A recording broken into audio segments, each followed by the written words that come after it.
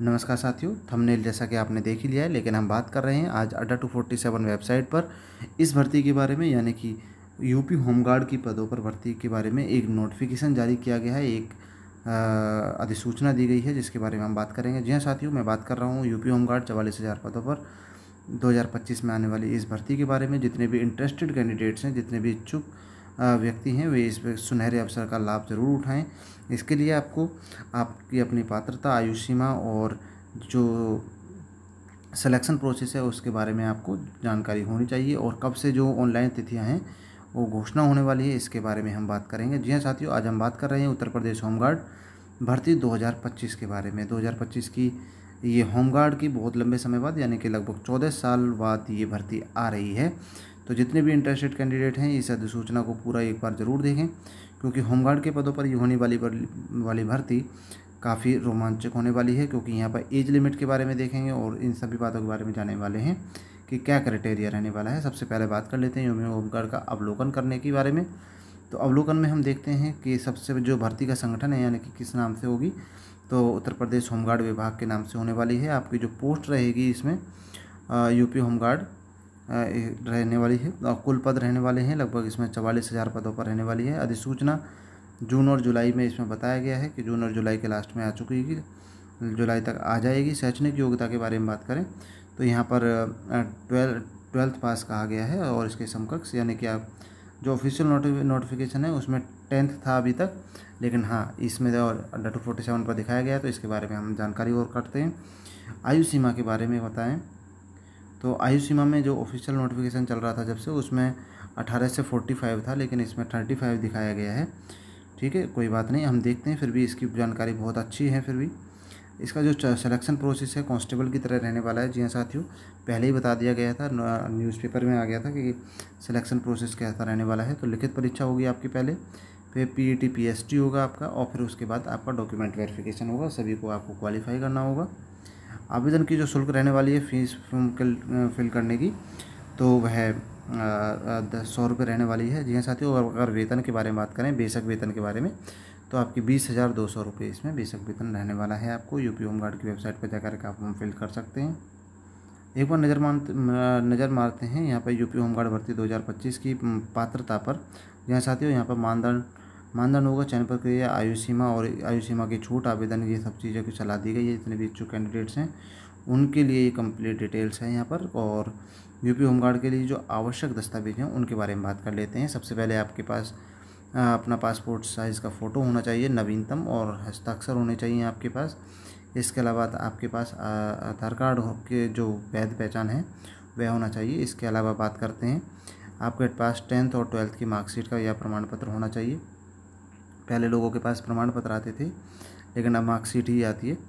ठीक है, और पहले अलग अलग आते थे, लेकिन अब 10th क्लास से आप इसका फॉर्म फिल कर सकते हैं। अगर आपने 10th किया है तब भी आप फॉर्म फिल कर सकते हैं। बात करते हैं जाति प्रमाण पत्र की। अगर आप किसी कैटेगरी में आते हैं, ओबीसी, SC ST में, तो आप अपने पास जाति प्रमाण पत्र जरूर रखें। निवास प्रमाण पत्र भी अपने पास ज़रूर रखें, केवल उत्तर प्रदेश के निवासी होनी चाहिए इसके लिए। श्रेणी प्रमाण पत्र, यानी कि आपके पास अगर EWS भी है तो आप उसका अपने डॉक्यूमेंट तैयार रखें। किसी राजपत्रित अधिकारी या फिर संस्थान के द्वारा जो चरित्र प्रमाण पत्र है वो होना चाहिए, यानी कि आपके स्कूल के द्वारा भी मोस्टली जारी किया जाता है। और चाहे तो आप अपने क्षेत्र के किसी भी जो गजेटेड अधिकारी है उसके द्वारा अपना वेरिफिकेशन दे सकते हैं कि हाँ मैं यहाँ का एक अच्छा नागरिक हूँ। फिर उसके बाद मेडिकल फिटनेस का भी आपके पास प्रमाण पत्र होना चाहिए, यानी कि आप पहले अपने जांच करा लें। फिर अगर आपके पास NCC या इसके अलावा कोई सर्टिफिकेट है तो आपको बोनस अंक भी मिलने की संभावनाएं हैं। जी हाँ साथियों, अब मैं बात कर रहा था सभी दस्तावेजों के बारे में जो आपके पास फॉर्म फिल करने के समय होने चाहिए, और अधिसूचना में इसकी जो है निर्दिष्ट प्रारूप दिया गया है, और आकारों सही निश्चित आकार के होने चाहिए। बात करते हैं कि फॉर्म कहाँ से फिल करना है, तो मैं आपको बता दूं कि आपको ऑफिशियल वेबसाइट पर जाकर ही, आधिकारिक वेबसाइट पर जाकर ही आपको रिक्तियों की जो घोषणा है वहीं मिलने वाली है, और वहीं आपको फॉर्म फिल करना है। मानदंड के बारे में बात कर लेते हैं।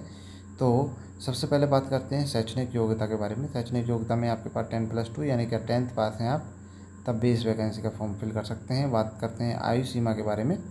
आयु सीमा के बारे में जब हम बात करते हैं तो 18 से 35 दिया गया है, यानी कि 18 से 45 तक अभी तक दिया गया था, लेकिन अगर कुछ बदलाव हुआ है तो हम यहाँ देख सकते हैं बदलाव को भी।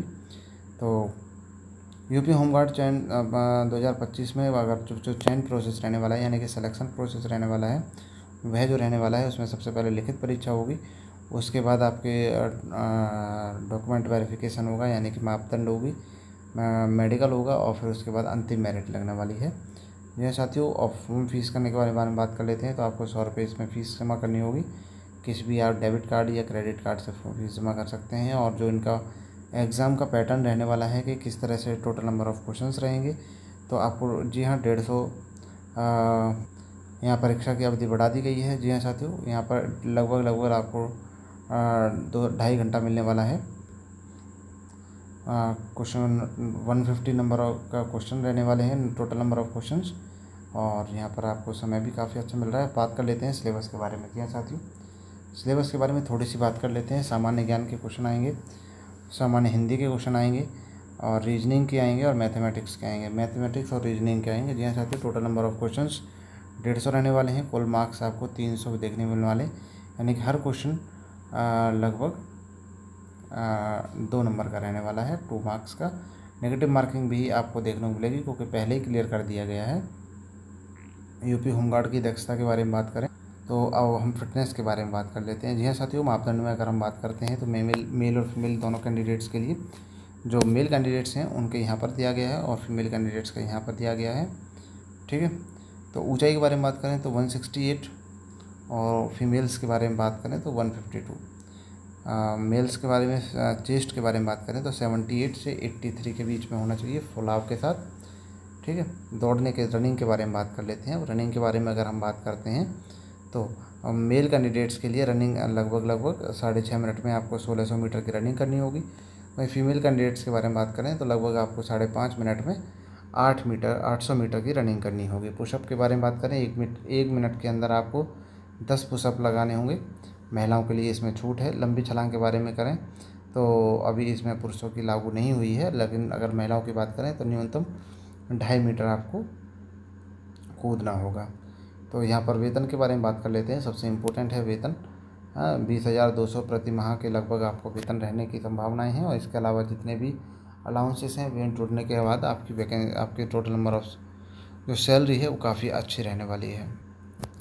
तो अगर आप यूपी होमगार्ड की भर्ती को लेकर के थोड़े से भी इंटरेस्टेड हैं तो आप इस वैकेंसी को 2025 में ज़रूर लाभ उठाएं। मिलते हैं अगली वीडियो में नए अपडेट और नई जानकारी के साथ। तब तक आप हमारे यूट्यूब चैनल को सब्सक्राइब कर लीजिए। धन्यवाद साथियों।